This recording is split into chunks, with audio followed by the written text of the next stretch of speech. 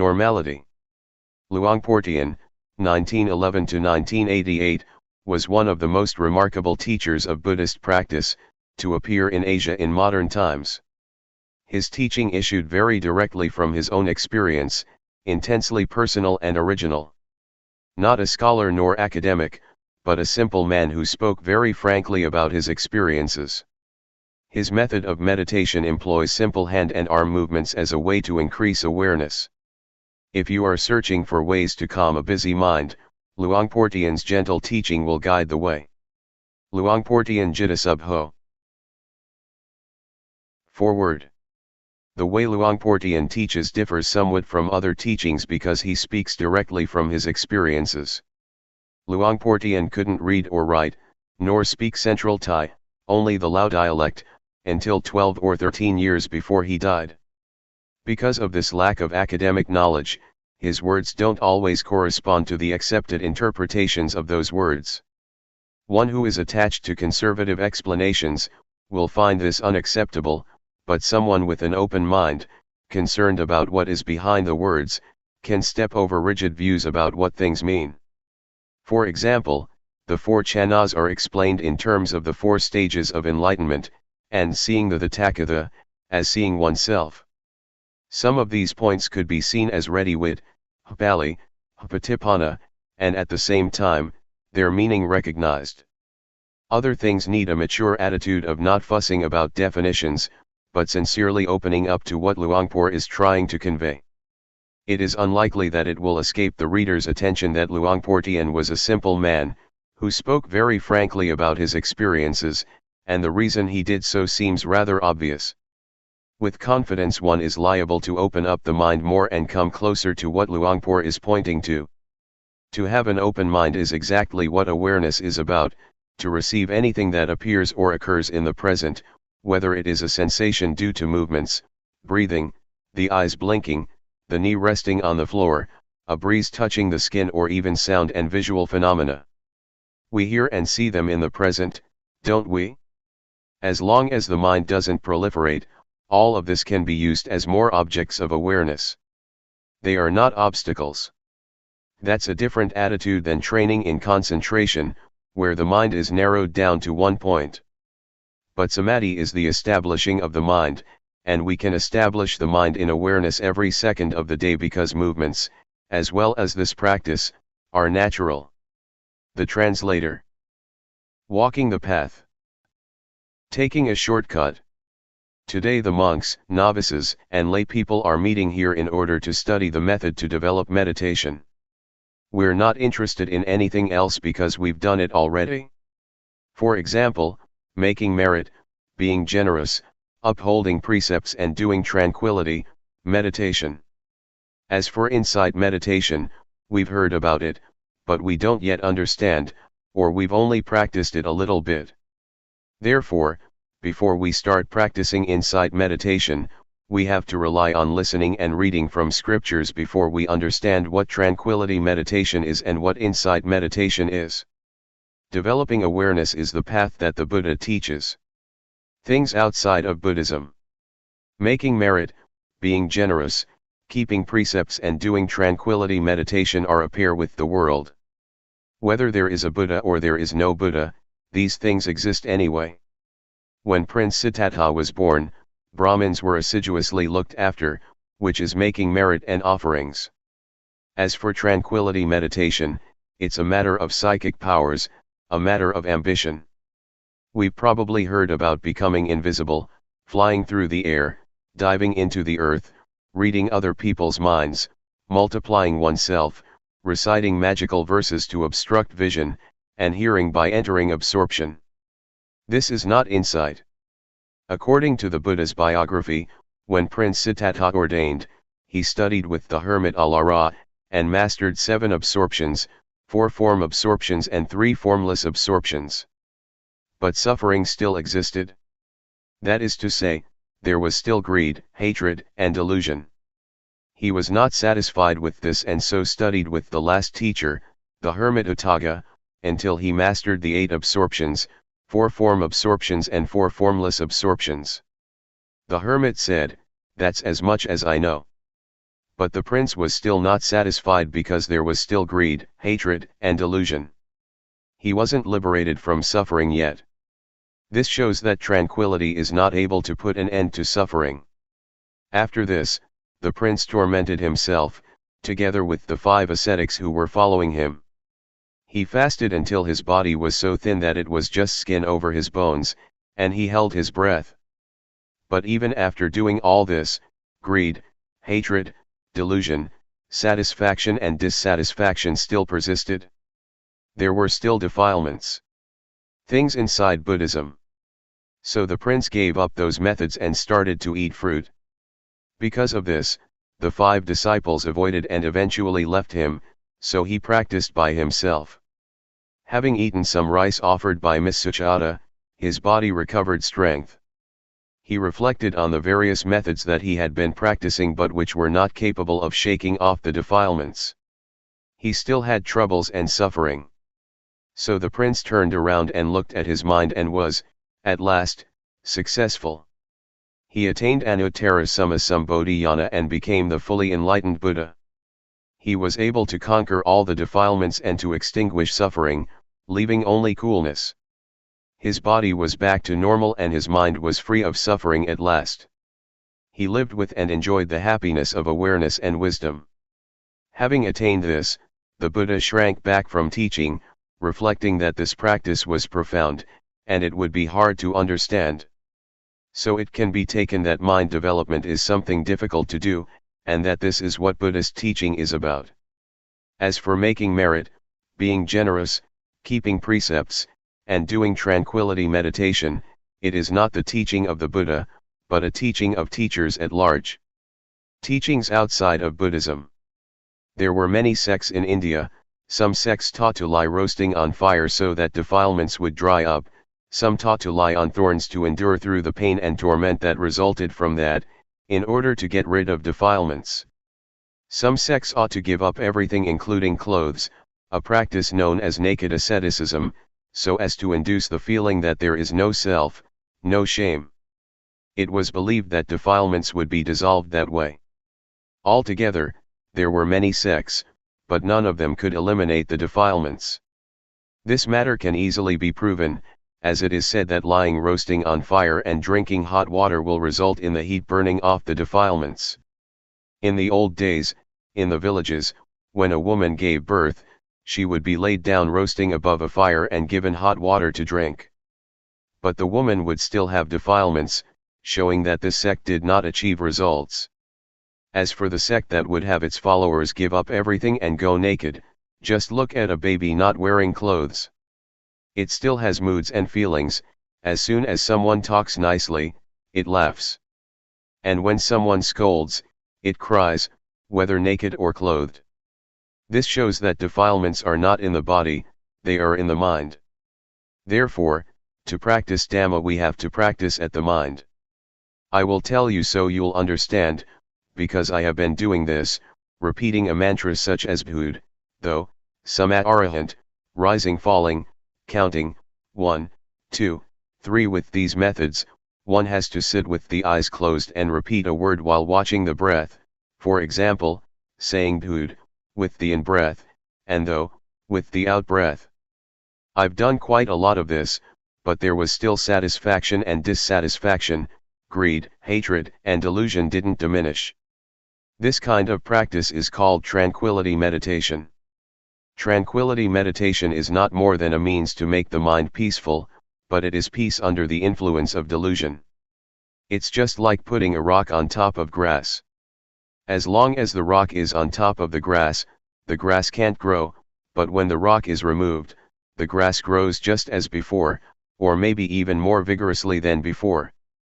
It is true that there is no lopa, dosa, and moha when we're sitting alone, with the eyes closed, but as soon as we go back into society, like and dislike are born again.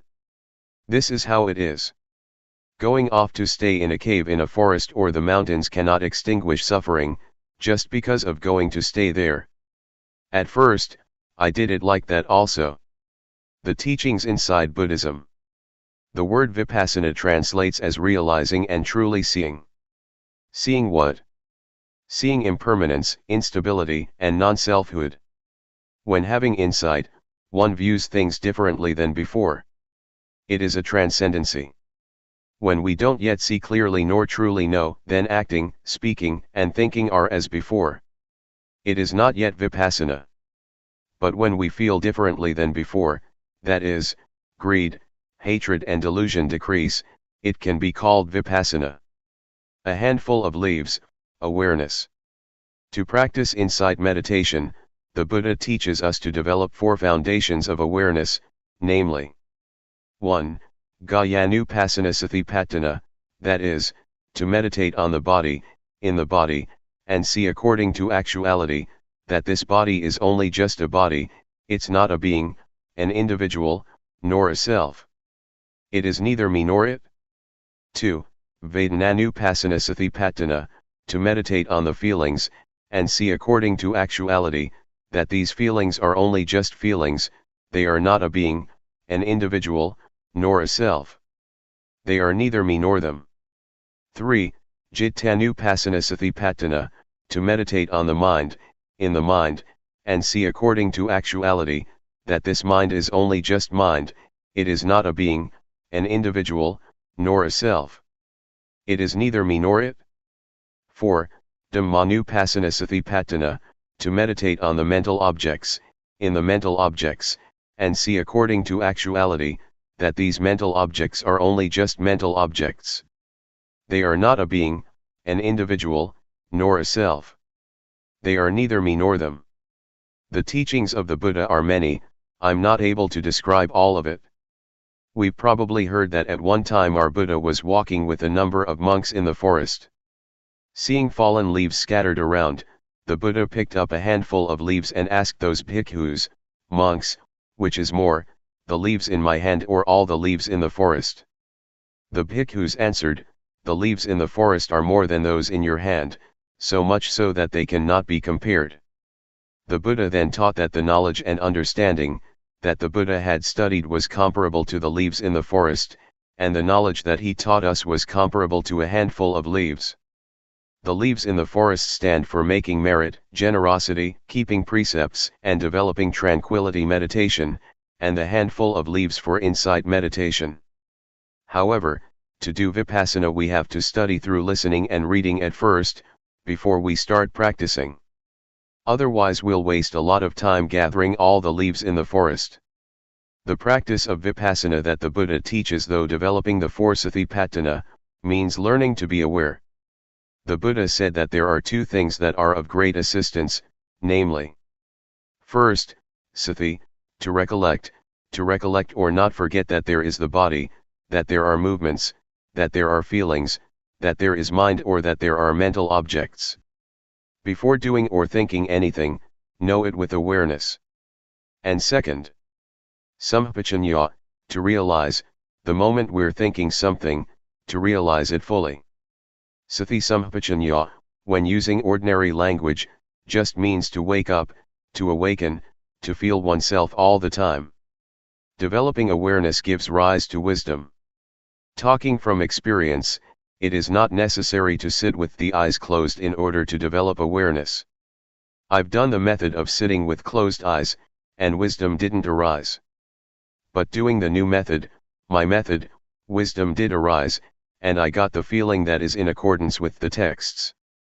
Some people may think that my method is new because they've never heard it before, but actually it is as old as the Buddhist teachings. A. Arouse the body to always feel and be awake.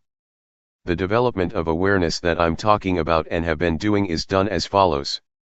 We can either sit down on the floor or on a chair, and it can even be done in the lying or standing position. Catch with your awareness the movements of the hands, Turn the hand up, turn the hand down, raise the hand, lower the hand. Be aware of each posture. Do this often. This is the coarse way of developing awareness. Simply speaking, walking, or lying down, or whatever you may be doing, know it. Everyone can do this method, no matter what religion one believed in. It can be practiced by all. People of all nationalities can do it because everyone has a body and mind. All religions teach the same thing, to abandon what is bad and to do what is good. B. Arouse the mind to always feel and be awake. Having developed awareness until one is skilled at it, catch the feelings in the mind with awareness, following whatever comes up, no matter what one is thinking. Know and see it. Keep watching your own thoughts continuously. Regardless of what you're doing, look at your own mind all the time, no matter what it is that you are doing, reading a book, writing, digging, cutting grass or bathing. Keep watch over your own mind all the time. What kinds of feelings are coming up? Satisfaction, dissatisfaction, worry, doubts, etc. These things are all thoughts, objects. Watch over these thoughts and objects. Then we will see the various kinds of thoughts, such as gladness, sadness, desire to get, desire to not get, anger, hate, and so forth. They don't exist all the time. They arise and pass away, they change all the time. We are not glad or sad for 24 hours. See, to know and see according to reality. Change, arising passing away, is what the Buddha showed to be impermanence, instability and non-selfhood. So don't follow moods. The Buddha proclaimed that he was enlightened by working with the mind. We have to look at our minds. Watching the mind is turning on the light by using the switch. When we do this often, awareness will become nimble and quick. Awareness will intercept greed, hatred, and delusion and prevent it from arising. Awareness and concentration are together. As for wisdom, it means knowing and seeing clearly. In Pali, it says Nati Panyasama Apa, meaning there is nothing as bright as wisdom. And Sathi they sung Navaranang, meaning awareness is that which prevents the stream of defilements. There isn't anything that is fast enough to hold back the stream, other than Sathi. It is this awareness and wisdom, that come and contact, know, see, and stop it, not letting us become deluded. This is because Sathi, Samadhi, Panya, is opposite to dosa, moha, lopa. If we don't see, know, and understand, there is full greed, hatred, and delusion. It is comparable to nighttime, when it's dark. As soon as we light a candle there is light and the darkness disappears, because darkness is afraid of light. As soon as the candle goes out, the darkness immediately comes back. D. Peace as result. That I'm giving some reflections and explaining, this shortcut method of practice is in order for you all to take it, and practice with it, so that you get quick results and don't have to waste time. This method can be used in daily life. There is no need to stop working in order to practice. Some people have practiced a bit already, and some people have only just heard it. Some people who have never heard it might feel displeased. If that's how you feel, then discard that feeling first, the knowledge that you have learned before. Put it down for now and test out what I'm saying, try it out and you will know what the results that arise are like. I dare to guarantee that, this method is at least 80% right according to what the Buddha teaches. Talking according to just my own personal feeling, it is 100% right, because having practiced it, I know that it alleviates greed, hatred, and delusion. When those things diminish, peace arises instead. E. Full awareness as result. I'd like to give another example. Take a glass. We can see that there is air in the glass. When we pour water into it, the air goes out and the water is in it instead. Then, when we pour the water out, the air goes back in and replaces the water.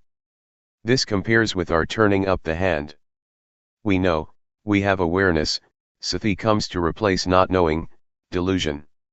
Not knowing goes out of our minds. Do it often. Catch the feeling often, in all postures. Sati will increase, and delusion, not knowing will decrease just as the water replaces air in the glass. Maybe some of you have heard about, or have been taught, to make merit, for example by building a ceremonial hall or temple, and you get merit for this or that many eons. And you've probably heard that, 100 years on earth equals on year in heaven. The angels throw one sesame seed in a pit that is 100 leagues deep. When it is full, that's 1 eon. Other than that, you've probably heard that to once put food into a monk's bowl, you get rewarded for 6 eons, sending a container with food to offer to monks, one gets rewarded for 5 eons, to send food for the midday meal, 5 eons. These things are puzzles, but some people don't understand. If you want to understand, you have to practice, to develop awareness, by turning the hand up and down, feeling it. Before, we would do things without sati, not feeling anything at all. It's comparable to an abyss or pit that is empty, nothing in it, just like in that puzzle. But when training in awareness, catching the movement in all postures, for example, blinking the eyes, sitting and lying down, we are aware, feeling it, knowing it. When doing this, sati increases, just like the sesame seeds that fall in the pit, or abyss that is 100 leagues wide, and 100 leagues deep. The aim of this comparison is that we train a lot in awareness, and that we do it a lot in order to get results, to make sati full, so that we are not negligent or deluded.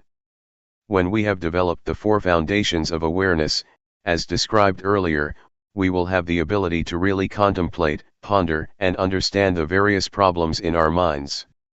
Developing awareness in the right way will yield results within 3 years. It says in the scriptures that whoever develops the 4 satipatthana in the right way, and as continuous as links in a chain, will receive one of the following 2 results, at most, within 7 years, medium within months, or as fast as 1 to 15 days to become, 1, an arahant or, 2, an anagama, i.e., one who is nearly fully enlightened, in this very life. As for the way of developing the awareness that I'm talking about, if you really do it, knowledge and understanding will arise, and suffering will diminish, within at most 3 years, medium within 1 year, or as fast as 1 to 90 days. We will know, see, and understand, and our life from then onwards will have happiness and no suffering. To practice like this, we don't have to spend money, we can do it an hour a day, or 5 minutes. Even hearing about it often makes the defilements gradually diminish. Greed, hatred, and delusion are evil, they are suffering.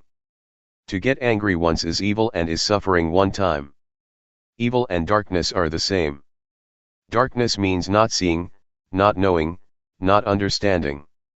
Merit and knowledge are the same. When we understand, we are at ease, we don't have suffering and we don't doubt. If the mind is dark, there is suffering and doubt. For example, doubt that we're going to be reborn like this and like that after death. But some people, including myself, who have made merit, been generous, kept precepts and practiced tranquility meditation, still doubt about merit and demerit, about falling into hell or going up to heaven after death. They don't understand at that time.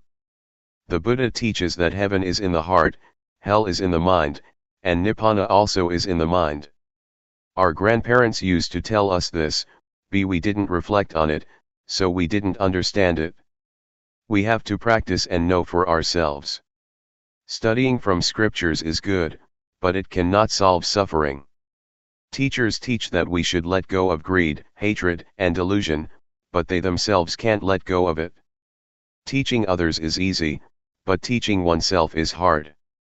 But this method of mine is not difficult. You don't have to study or learn anything. Being able to read and write or not is of no importance. Everyone can practice, men as well as women, ordained or not ordained. We can all practice. There is only one Dhamma, not many kinds. To say that the Dhamma of a person who keeps 5 precepts is one thing, that the Dhamma of a person who keeps 8 precepts is another thing, the Dhamma of an ordained person is another thing, the Dhamma of a lay person is another thing, the Dhamma of a person who practices insight meditation yet another thing. That is a different matter. That is not what I'm talking about. I say that there is only one Dhamma. Dhamma is to finish lopa, dosa, and moha. Doing this is what virtue and Dhamma are. It says in the scriptures that virtue is the means to eliminate coarse defilements, concentration is the means to eliminate medium defilements, and wisdom is the means to eliminate subtle defilements. But can we really eliminate them? No. Why not? Because we don't do it properly. The word defilement stands for greed, hatred, and delusion, but most of us understand it only as materialistic, that having money, a big house and a smart car is defilement. But in reality, those things are not defilements.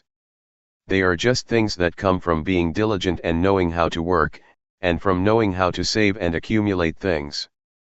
But the defilements that I'm talking about are greed, hatred, delusion, and sorrow.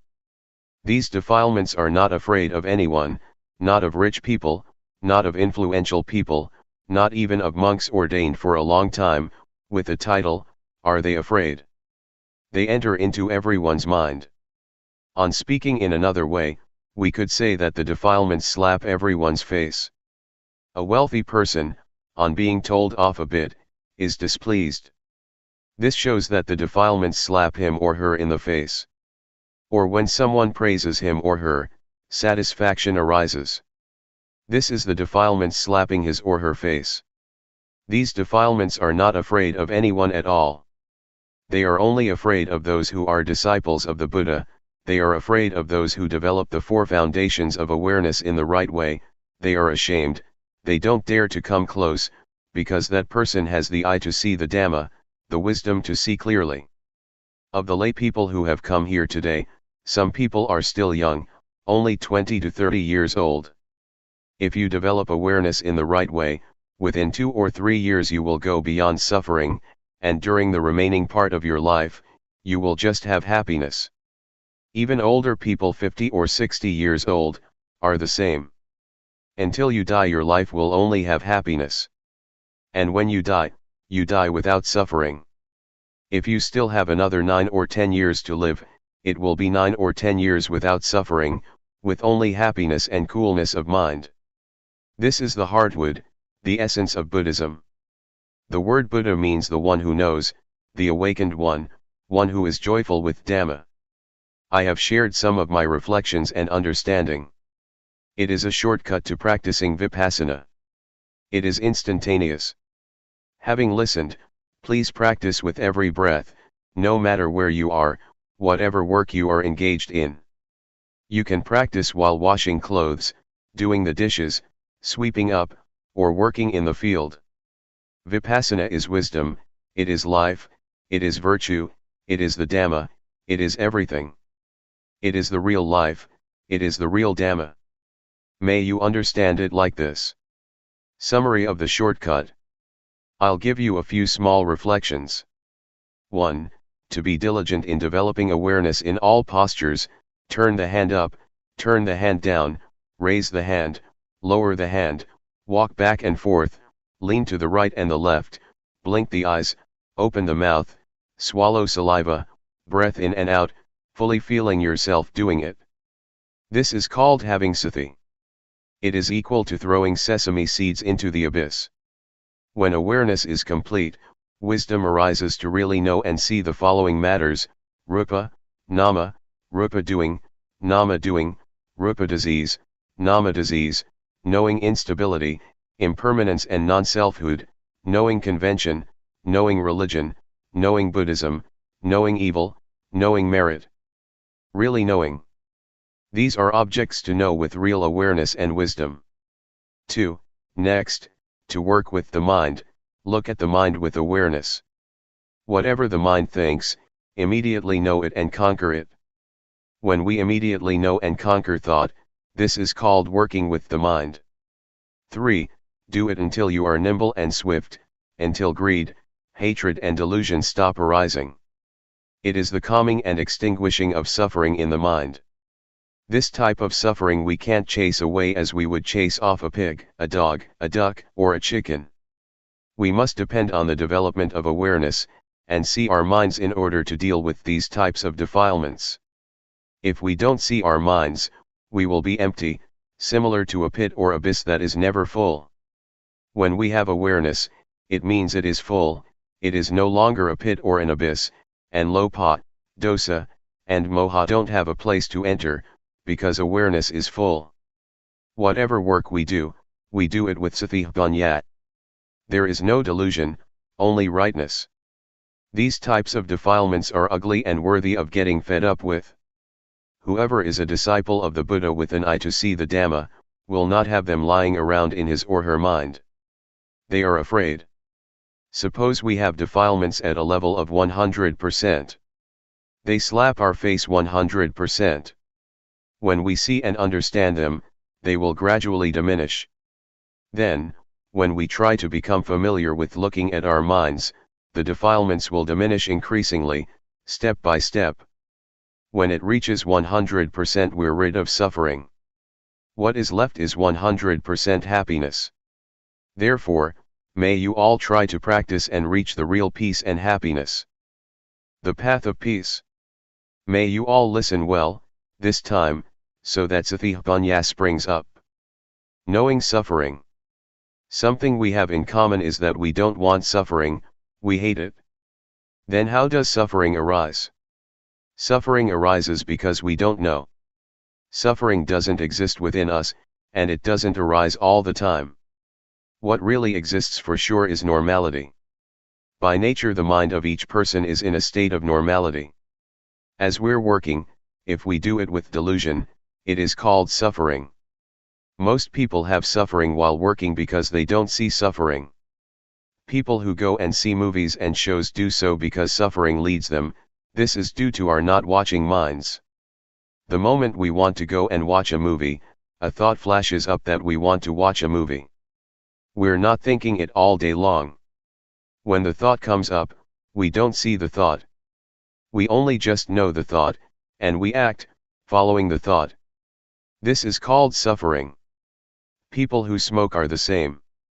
Sometimes they don't even think to smoke but simply follow their moods.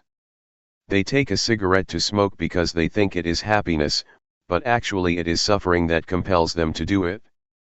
Suffering stinks. As to this word suffering, the Buddha sometimes calls it suffering, sometimes defilement, sometimes stench. When talking about suffering or defilements, one notes that it has an ugly smell to it, according to Buddhism. Suffering is something dirty and it stinks, nobody wants it. As soon as the body dies, it starts to rot and stink. But we can still wash and clean it. Excrement is something that stinks, and we detest it. Nobody wants to touch or grab hold of it. But even with such stinking things, the Buddha said, they don't stink all that much, they can still be touched and washed. But the stinking things to which the Buddha is referring are really stinky. They are greed, hatred, and delusion, concealed in our minds, ready to bubble up. The Buddha condemns this emphatically. If anyone's mind still has greed, hatred, and delusion, the Buddha says that it stinks more than excrement.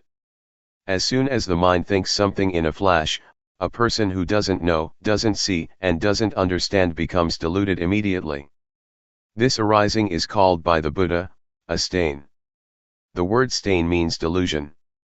Even though we've never known, seen, or watched our minds, we still say that we see. But in reality it is not seeing, it is only just knowing thought, and then we act according to the thought. When we say to see, it should mean that we see defilements. That is, we see that either there is greed, hatred, or delusion mixed up in thought, or there is not.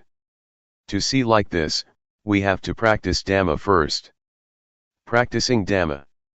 Vipassana. In practicing Dhamma, even though one may practice various methods for a long time, if one doesn't perceive that point where the mind is manifesting, one still doesn't understand. One still doesn't understand the main principle of practice according to the teachings of the Buddha. The Buddha said that he was enlightened because he worked with the mind, practiced with the mind. but most of us just make merit and give offerings in order to chase off suffering. We haven't yet practiced by following the Buddha style. The Buddha once taught that the results of making merit 100 or 1,000 times are less than is gained by keeping the precepts even once. The results of keeping precepts 100 or 1,000 times are less than making the mind peaceful through practicing tranquility meditation once, and the results of making the mind peaceful through practicing tranquility meditation 100 or 1,000 times are less than practicing insight meditation once. What does insight mean? Insight means to clearly and truly see in a way that is different from one's original way of seeing. Different because the original way of seeing is a state that doesn't know, see, and understand clearly. Briefly stated, the mind is muddled up. Doing Vipassana means to be aware. Being aware is very fruitful. The Buddha practiced Dhamma through being aware, and so became enlightened. Peace. Most of us understand that in order to be an arahant, we have to do tranquility meditation and make the mind peaceful. In reality, there are two kinds of peace, namely, peace that is like being inside a cave, and peace that is like being outside a cave. Peace inside a cave means it is just as though we're in a cave or we're in a dark room. When we light a fire, the darkness disappears and light come to take its place, but as soon as the fire goes out, the darkness come back again. Even when we've made a fire and there's light, we're still in the cave and we still can't see the shape of the cave. We only just see certain things inside the cave. Peace inside a cave is therefore called peace under the influence of moha, a not knowing kind of peace, or even a not wanting to know kind of peace. That some people go and sit to make their minds peaceful, understanding that they're developing insight, this is so, but it's a diluted kind of truth. As for peace outside a cave, it's just like being outside a cave, but it's not dark. There's no need to make a fire, and we're able to know and see what the shape of the cave is like. This may be likened to peace that is without delusion, i.e., peace due to the absence of defilements. There is no lopa, dosa, or moha. In order to achieve this kind of peace, we have to realize and truly see first. Seeing truly and clearly is called insight.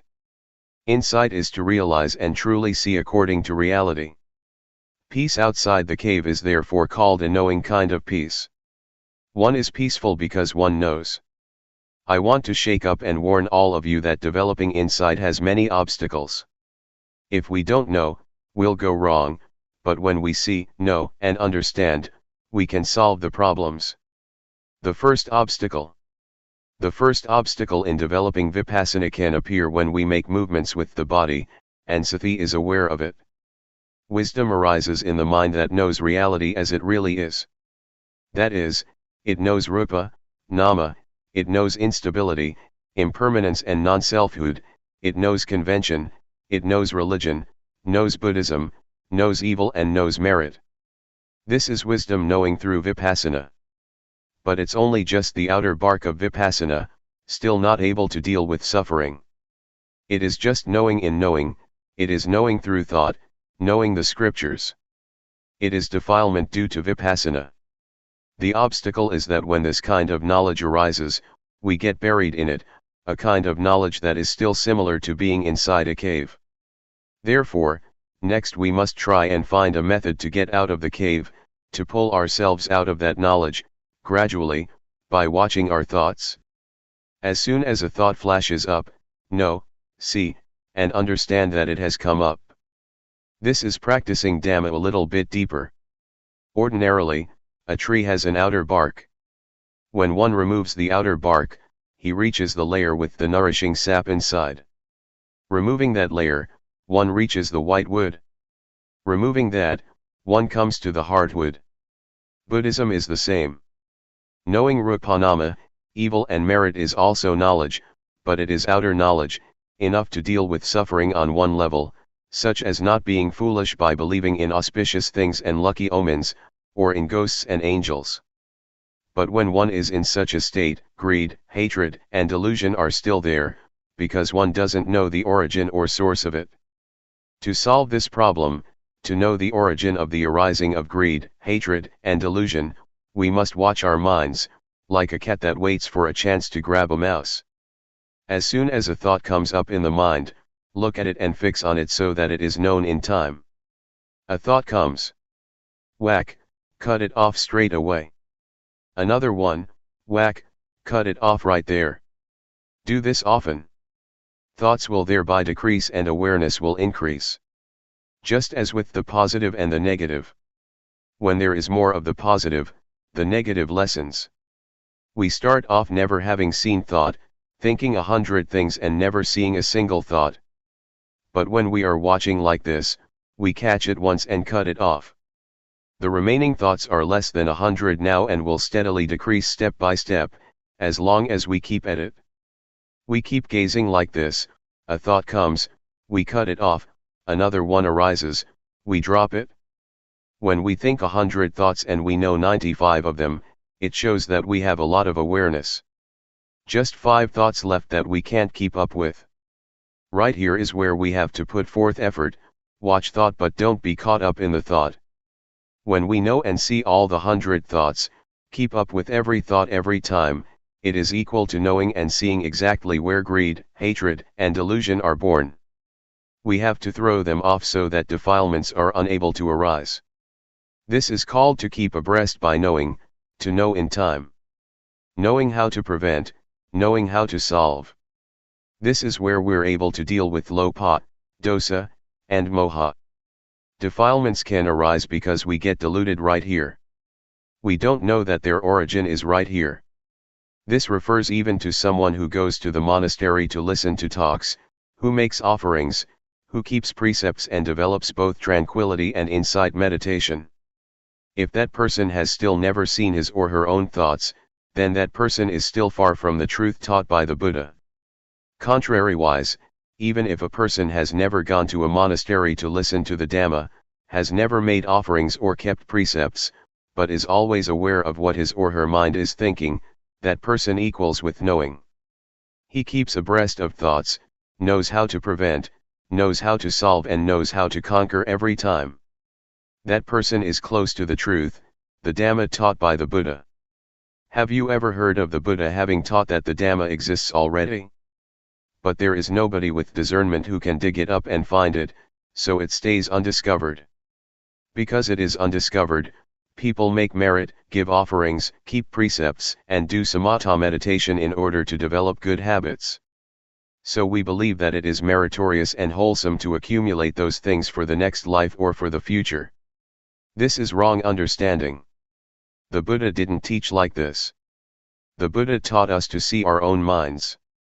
We have heard the story of the monk Wakali, who was attached to the Buddha's body and never looked at his own mind. When he was corrected by the Buddha, he became so upset that he was going to jump from a cliff and die. The Buddha stopped him and taught him that it is difficult to get born as a human being. And it's very rare for a human being to have an opportunity to listen to the Dhamma from a noble person. The Buddha said further that his body was just material. After his death it would rot and stink. That is not the Buddha. The real Buddha can be found within the monk Wakali. It is the Dhamma that is present in all people, that is, cleanliness, brightness and peace, which is the Buddha. The Buddha proclaimed, "Whoever sees the Dhamma, sees me. Whoever doesn't see the Dhamma, doesn't see me, even when taking hold of my robe or my finger." The monk Wakali woke up and started to work with the mind, and he saw his own thinking. Seeing the Dhamma. I would like to remind you once more that the word Dhamma refers to our seeing, our own minds at the moment that we are acting, talking or thinking. This is what is called seeing the Dhamma. I dare to insist that the very life of the Dhamma exists in all people without exception, no matter whether you are a man or a woman, a monk or a novice, no matter what nationality you may have, whatever language you may speak of, whatever clothes you may wear. It's all the same. The Dhamma is the actions of body, speech, and mind. Actions of the body other people can see, actions of speech others can hear, but actions of the mind others are not able to see. You can only see them yourself. For this reason, the monk Wakali felt at ease viewing it like this. Whether he saw the body of the Buddha or not, he would feel at ease because he saw the real Buddha, that is, really seeing according to reality, an ability that exists in everyone. The Buddha once described seeing in this way, with flowers, black, red, white, or whatever color, they are all ready to bloom when touched by sunshine. That I'm giving you these reflections right now is the same. Anyone can apply them in daily life, whether man or woman, whatever clothes he or she may be wearing, whatever religion is upheld. It can be used by everyone in the same way, because we all have a body and mind. When one sees one's own mind at the moment that it thinks, this indicates that one sees one's own mind at the origin or source of thought. The Buddha points to thought, which must be watched with awareness, as one must not get caught up in the thoughts. Whoever sees this, he or she is called by the Buddha a flower that is ready to bloom when the sun shines. The word sunshine refers to the teachings of the Buddha that direct us to practice with the mind. Whatever work you do, control your thoughts with awareness. Some people don't do it yet, because they're not interested. But when we are interested, when we are suffering, we must be ready to do it. There are 84,000 teachings in Buddhism. They are not for reciting and for performing ceremonies.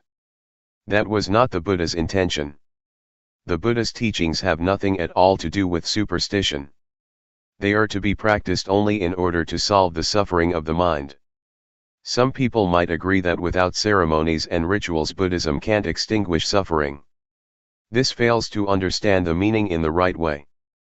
We've heard that in the time of the Buddha, when he would expound the Dhamma to people, there were many people, who would open the eye to see the Dhamma and enter the stream of Nibbana, from the first stage of enlightenment upwards by the time the discourse was finished. They didn't have to perform rites and rituals other than working with the mind, as the Buddha indicated.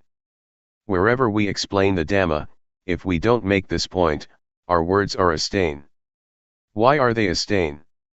They are a stain because we don't indicate the way that people who are interested in the Dhamma must practice, in order to free oneself from suffering and defilements. And they are a stain because we thereby abandon these effective teachings. Therefore, may you all try to understand this point without fail.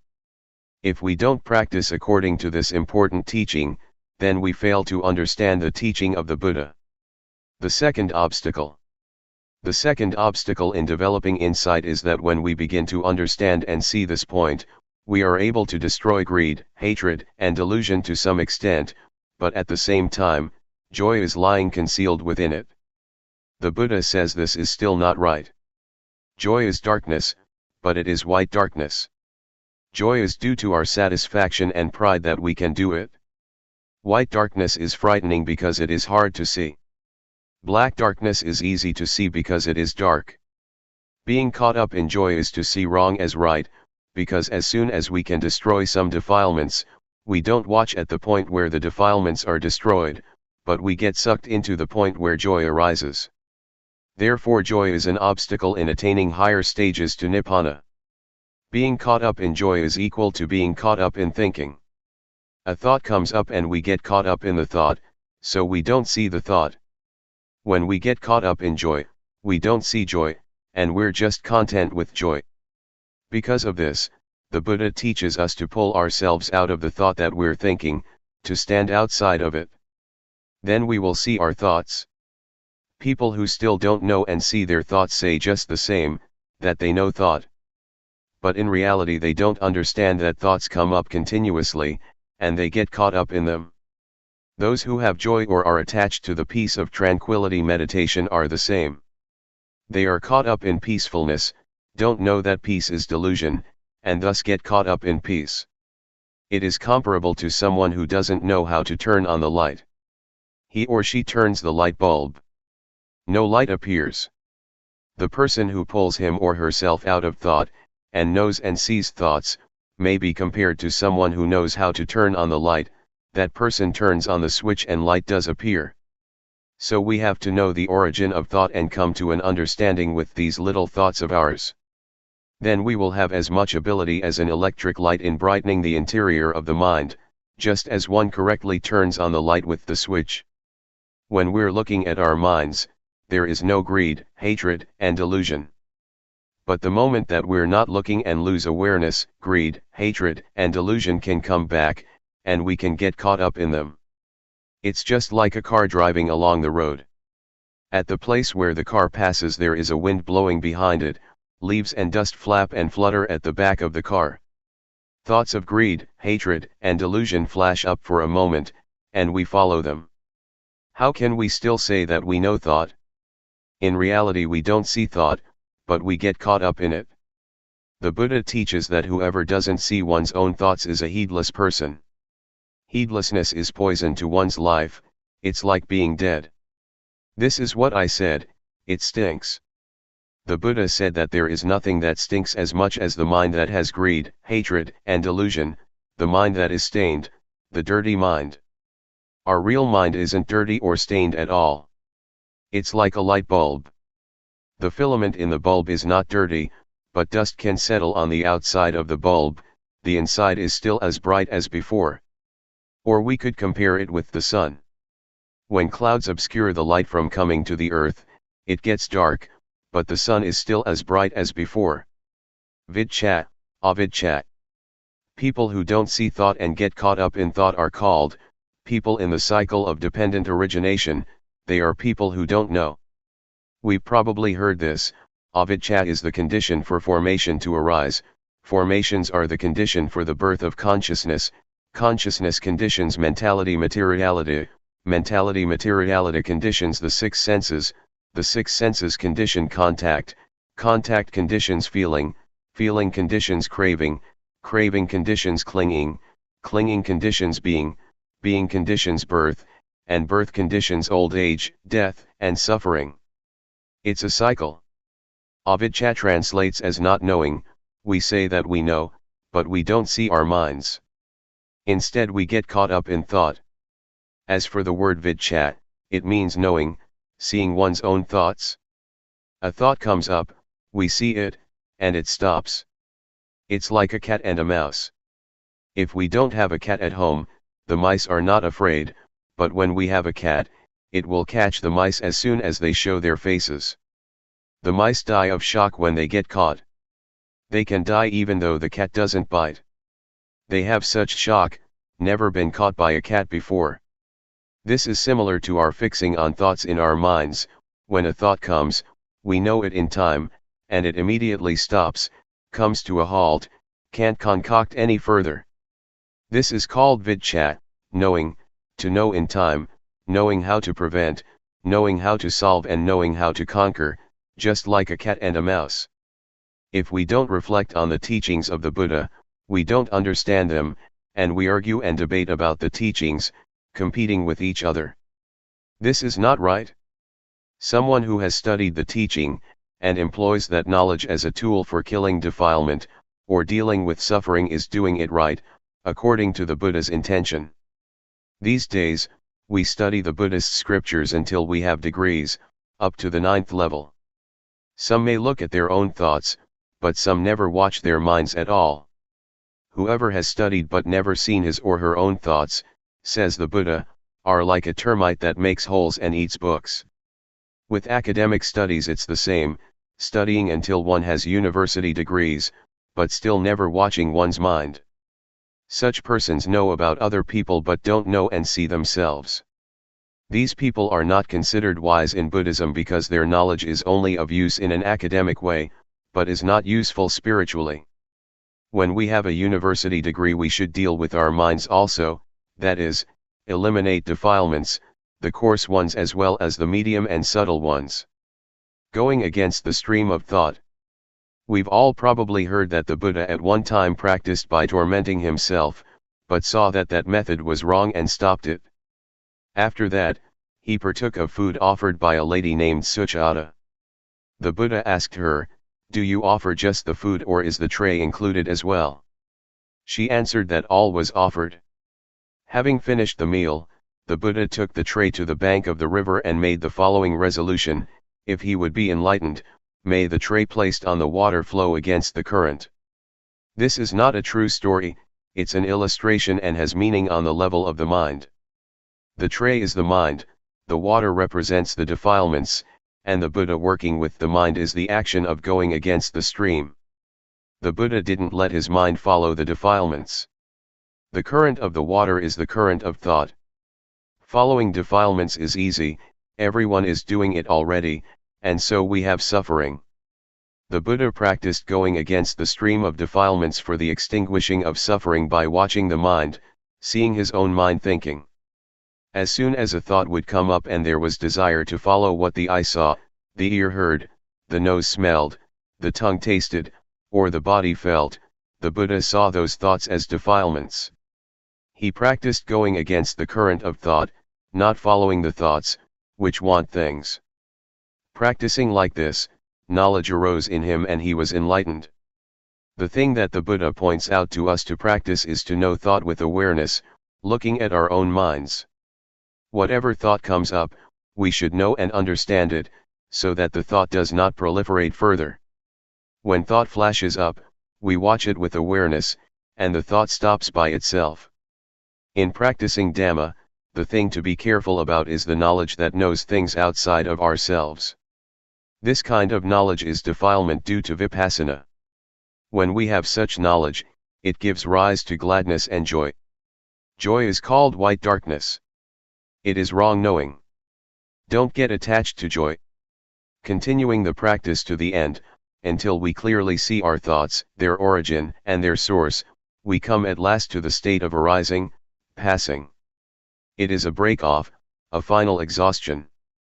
I've compared it many times with a rope, tightly tied on both sides and being cut in the middle with a knife. The rope breaks, one cannot pull it together again, that is, one can't use it anymore. The 12 senses are similar, on seeing a form with the eye, on hearing a sound with the ear, etc., let there only just be seeing and hearing and so on. Don't concoct it into beautiful or ugly, good or bad, pleasing or displeasing sound, the sound of a woman, the sound of a man, etc. Just simply see or hear neutrally. But these are still mere words. In practice, we have to look and see and break them apart. When they are broken, there is not more concocting, the senses are not able to reach each other anymore. Cleanliness, brightness, and peace. Our minds are already clean, bright and peaceful. Clean means not dirty, because there are no defilements. Bright means there is wisdom, seeing our minds, or life. Peaceful means having stopped, there is no longer anything further to add. Summary. At this point, I'll summarize the principles of practice. First, the first stage is to catch the movements of the body in all the postures. When we can catch them, we will know the convention that we can see with our eyes and touch with our hands. This is objective, external. Second, having practiced the first stage, a little bit of knowledge arises, it is called defilements due to Vipassana. It is important to avoid this, not being too glad with the knowing, and continuing to watch the mind. When we see, know, and understand our minds penetratingly, greed, hatred and delusion will be destroyed to some extent. Third, when greed, hatred, and delusion have gone down a bit, we'll feel joyfulness. When joy arises, fix on it, but don't be caught up in joy. We have to pull ourselves out of it. Keep watching the mind. At this stage, wisdom knowledge will appear that destroys or diminishes clinging and grasping. Fourth, when attachment has decreased, one will see, know, and understand normality. The body is normal, speech is normal, and the mind is normal. This normality is called virtue, a concentration wisdom. Fifth, when seeing the state of arising passing, if one doesn't understand it, one will hold an abnormal view, but if one is fully aware, practice reaches its end. Therefore, I encourage you to try to practice until you meet with your own thoughts and are able to pull yourself out of them. Stages of practice. Determine to listen well, all lay people and monastic friends. When you determine to pay attention, you'll be able to remember. It is called knowing through memory and comprehension. From that, we study or practice to realize and truly know, or we have knowledge coming from our own vision and experience. Most people don't yet know and understand from studying and practicing, they only know how to make merit, to be generous, to keep precepts and to do tranquility meditation. But when it comes to more profound matters, that is to say, how to develop insight meditation, there are really very few people who know and understand it. With Vipassana it is usually a specific case, a specific individual, who knows and teaches it. Because of this, people are lazy and don't want to practice. As far as practice goes, they only know tranquility meditation, which they think is the same as doing Vipassana. This is because they still don't realize and really know. Their knowledge comes only through memory and comprehension. So, we make ourselves peaceful, but we don't understand clearly that there are two kinds of peace, namely peace under the influence of delusion, and peace due to awareness and wisdom.